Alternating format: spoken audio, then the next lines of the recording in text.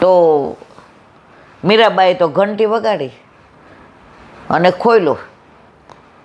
આ ઝારંદ્ર એટલે પેલા છે ને ઘરોમાં ઝાડિયા હતા, તો એ ઝાડિયામાં જોયું તો મીરાબાઈએ તો લીધા ઠાકોરજીના હાથમાં. મેરે તો ગિરધર ગોપાલ દૂસરો ના કોઈ, જાગીએ વ્રજ રાજકુંવર ભોર ભઈ. આને તો આમ એવું થઈ ગયું ને, તો એણે જઈને અભેરાઈ ઉપર જોયું જ્યાં મૂક્યા હતા ઠાકોર, ત્યાં કાળિયો નાગ. એ કે આ કેવી રીતે થયું? મેં તો ઠાકોરજીને લઈને અહીંયા મૂક્યા હતા અભયરાય, અને આ કાળોતરો નાગ આ ભાભીને કઈડી જાય અને આ બધા ઘરમાં શાંતિ થઈ જાય. આ રોજ ઉઠીને જફાવો. આવીને મીરાબાઈના પગ પકડી લીધા. ભાભી, મેં આવું કર્યું હતું. બેના, તમે એવું કર્યું હતું, પણ ઠાકોરજીનું સામર્થ્ય કેવું તમે જોઈ લીધું ને. ઠાકોરજીનું સામર્થ્ય જોઈ અને એની નણંદે નક્કી કર્યું કે ભાભીનો ગિરધર ગોપાલ જ બરાબર છે. પણ એણે એમ કીધું કે આ ભાઈને નથી ગમતું તમે ભાઈની હાજરીમાં ગાવમાં, ભાઈની હાજરીમાં તમે સંતોને મળો નહીં, ભાઈની હાજરીમાં તમે સંતોની વચ્ચે બેસો નહીં, ત્યાં જઈને નાચ ગાન ન કરો. મીરાબાઈ તો જોર જોરથી બોલવા માંડ્યા, મેરો તો ગોવિંદ સો ઠાકોર, મુझे દુનિયા કી ક્યા પરવા. નણંદ સમજી ગઈ, જે કાળોતરા નાકથી જેને બચાવે એણે કાંઈ બીજાની ચિંતા કરવાની જરૂર નથી. તો આ વાત 500 વર્ષ પહેલાંની છે.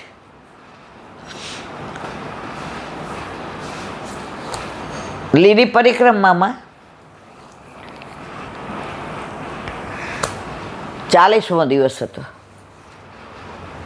હમણાંની જ વાત. એટલે બધાય પાલમાંથી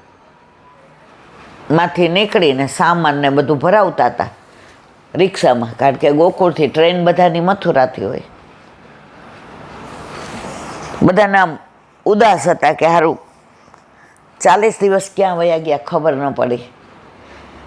બધાના મનમાં વિરહ હતો કે આ 40 દિવસ રાત દિવસ પળ ઘડી ક્ષણ સતત પ્રભુમય હતા.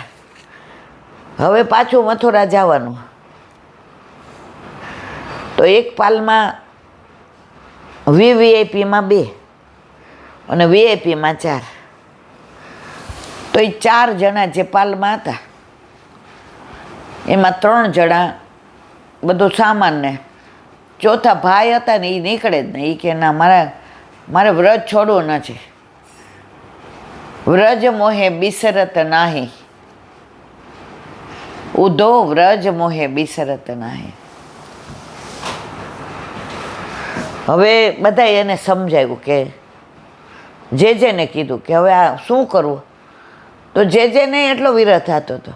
એ ભાઈને સમજાવવા ગયા તો એ એની બાજુમાં બેસી ગયા. એ કે મને નથી છોડવું વ્રજ, મને પરાડા લોકો લઈ જાય છે અને આંખમાંથી અસર અંધારા. બધાએ પરાણે કીધું, હજી તો પાલની બહાર પગ મૂકે ને અહીંથી અહીંયા સુધીનો કાળો કે સફેદ સર્પ એમના પલંગની નીચે ગોચડું વળીને બેઠો હતો. જે કે જુઓ, ધારત તો કરડત ને, પણ વ્રજમાં બધા જીવ કોઈને હાનિ નથી પહોંચાડતા. ઓલા ભાઈને બતાવ્યું કે જુઓ,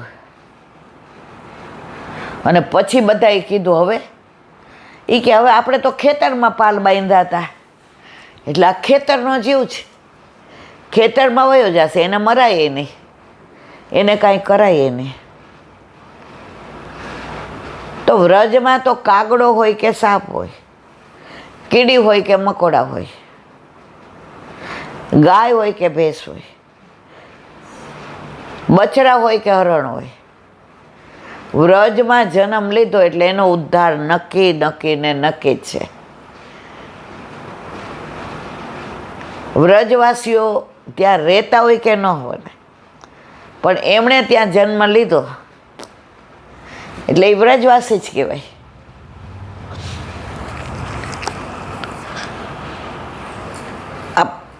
આપણે લોકો ઓલા ટ્રેકિંગમાં તમને ખબર હોય તો 30-35 વર્ષ પહેલાં શિમલા જતા હતા.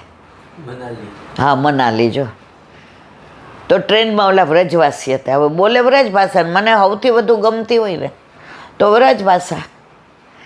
વ્રજ ભાષા કે આગે સબ ભાષા છોટી, જहाँ શ્યામ સુંદર મચલ મચલ કે માગે દધિયો રોટી. તો એ બધા વ્રજ ભાષામાં બોલતા હતા. એટલે મેં કીધું તમે બધા મથુરાથી આવો છો? એ કે મથુરા અમારું જિલ્લો ગણાય, પણ અમે બાજુના ગામડાથી આવીએ છીએ. મેં કીધું ક્યાં જાઉં છું? એ કે અમારું પોસ્ટિંગ શિમલા છે એટલે ત્યાં જઈએ છીએ. તો એની ભેગા એક બીજા ભાઈ હતા,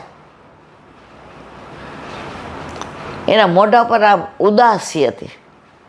અને આ ભાઈ પહેલી વાર ઇન્ટરવ્યૂમાં પાસ થયા અને ઓલો ઓર્ડર મળી ગયો હતો એટલે રાજી હતા. તો મેં તો આ ભાઈ મને કે આ એ વ્રજવાસી છે, એ લોકોને જો ખુમારી કહેવી. એટલે મેં કીધું તો પછી અમે બધું થેપલા ને બધું લાવ્યા છીએ, તમે અમારી ભેગા જ. મને કે નહીં અમે જમી લીધું. ખોટું બોલતા હતા. એ લોકોને બાકી હતું, પણ એ લોકો આપણા ઘરનું લે નહીં, કારણ કે આપણે બધું પાણીમાં બધું બનાવેલું હોય. તો એમણે પછી પોતાનું, આપણે જમી લીધું પછી મેં કીધું તમે તો કહેતા હતા ને અમે જમી લીધું. એ કે બેના हम कहीं भी जाते हैं ना अपना समेट कर ले जाते हैं, તું આ જા. મેં કીધું ના મારે નથી ખાવું, તમે અમારું ન ખાધું કીધું. મને કે નહીં આજા આજા.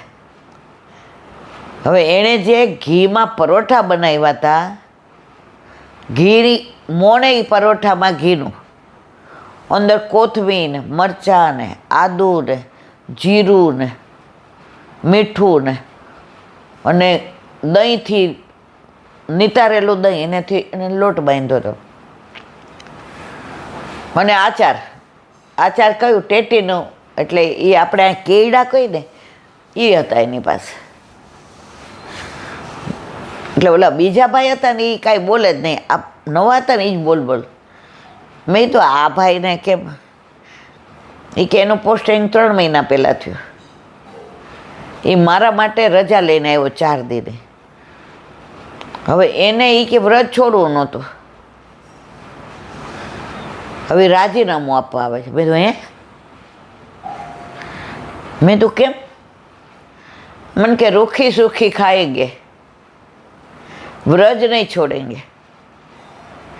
એટલે ઓલા ભાઈ કે એને તો મારાથી વધુ સારી પોસ્ટ છે. તો મેં તો તમે? એટલે ઓલા ભાઈ પછી બોલ્યા, એ કે 3 મહિને મેં મહેસૂસ કર્યું ને કે વ્રજ છોડીને હું ખોટો ગયો અને રાજીનામું આપું જ. આ 3 મહિના પછી એ જ કરશે, જોજો તમે. તો વ્રજનો પ્રભાવ એવો છે. આપણને કેમ બધાને વ્રજમાં વારંવાર જવું ગમે છે? આ એ જ કારણ છે. વ્રજમાંથી છૂટા પડ્યા છે એટલે વારંવાર એની યાદ આવે છે અને વ્રજમાં પાછા જવાના છીએ. આવ્યા યમુનાજી નાનો તરાને મારે જાવું છે વ્રજ પરદેશ રે, આજ કોઈ રોકો નહીં. ઘાટે ઊભો છે મારો વાલમો ને મારી જોવે છે વાલો મારી વાટ રે, આજ કોઈ રોકો નહીં. આવ્યા યમુનાજીના નોતરાને મારે જાવું છે વ્રજ પરદેશ રે, આજ કોઈ રોકો નહીં. વ્રજમાં જાવું આપણા બસની વાત નથી. કાલે જ અમારે હોલમાં 10-12 જણા જાય છે લીલી પરિક્રમામાં. એટલે રોજ એ લોકો કાંઈક ને કાંઈક વાત નીકળે એટલે કે ઈલાબેન આમ ને તેમને. મેં કીધું જો નસીબદાર છો, કે 40 દિવસ મહારાણીમાં તમને બોલાવ્યા. બાકી વ્રજમાં જવું આપણા બસની વાત નથી. 25 વર્ષ પહેલાં એક વૈષ્ણવ નારણપુરાનો પરિક્રમાના મુખ્ય મનોરથી, નામ ન દેવાય, હવે એના ઘરે 11 વાગ્યા સુધી આપણે બે હતા. તમે હતા ને, આપણે પેકિંગ ને ઓલા મોટા મોટા ડબ્બા ને બધું તૈયારી કરી. અને એમને સવારે પ્લેન હતું, દિલ્હીમાં ઉતરીને પછી ત્યાંથી ટેક્સીમાં કરોડો અબજોપતિ. એટલે સવારે મેં ફોન કર્યું 8 વાગે. મેં તો 11 વાગ્યાનું પ્લેન છે, નીકળ્યા? એને દીકરો કે શું નીકળે? મેં તો કેમ? મને કહેલા બેન 12:12 મમ્મીને પહેલાં તકલીફ થઈ, હાથ પગ જલાઈ ગયા, ઊભી ન થઈ શકે, એટલે પપ્પાને ઉઠાડ્યા. તો પપ્પા ઉઠીને એનો હાથ પકડવા ગયા તો એને એવું થયું. બેયને એવો ભારે ચિકનગુનિયા વોશરૂમ સુધી ન જઈ શકે. તો રાતના 1:45 દાખલ કરી રહી ગયા. હવે ડૉક્ટરે કીધું કે અઠવાડિયું તો એના એ બાટલા ચડાવીને રાખવા જ પડશે. જુઓ, મેઇન મનોરથી આપણે 11 વાગે પેકિંગ કરાવીને આવ્યા. જઈ શક્યા? જેનો અધિકાર હોય, જેને મહારાણીમાં કૃપા કરે, જેને વલ્લભ બોલાવે અને ઠાકોરજી આનંદના તેડા મોકલે, એ જ વ્રજમાં જઈ શકે. મારા વાલા, બધાય નથી જઈ શકતા. હવે અત્યારે આપણા 300-350 જઈએ જ. એટલા બધા લોકોના ફોન આવે, પણ હવે કોઈની વ્યવસ્થા જ ન થાય. તો જેનો અધિકાર હોય એ જ જઈ શકે. તો વ્રજની વાત હોય કે વલ્લભની હોય, વિઠ્ઠલની હોય કે વિરજાની હોય કે વનમાળીની હોય, એના ગુણાનુવાદ આવા અનેક જન્મ લઈએ ને તોય પૂરા થઈ શકે નહીં. મારા વાલા, આપણે કેવા નસીબદાર છીએ કે એવા માર્ગમાં આપણે આવ્યા છે. એવો માર્ગ શ્રી વલ્લભ વર્ણો રે, જ્યાં પ્રવેશ નહીં વિધિ હરનો. બ્રહ્મા અને શંકર ભગવાન લાઈનમાં ઊભા રહીએ એવો માર્ગ છે. અને આપણે કહીએ ઠાકોરજી પુશ કરાવો, પછી જે બાના બતાવે, ઘણા તે બાનું બતાવે ને એટલે હું પછી કહું ઊભા રહ્યો, મને ખબર છે આનું આ થાય. મેં તો મને બહુ અનુભવ થઈ ગયો. આ બધા બાના લોકો કંઠી ઘણાય ન પહેરે, એટલે બેન મને એલર્જી છે. મેં તુલસીથી એલર્જી વહી જાય. મને રાતના શું ત્યારે વાગે છે. મેં તુલસીજી જેવું કોમળ એ કે નહીં.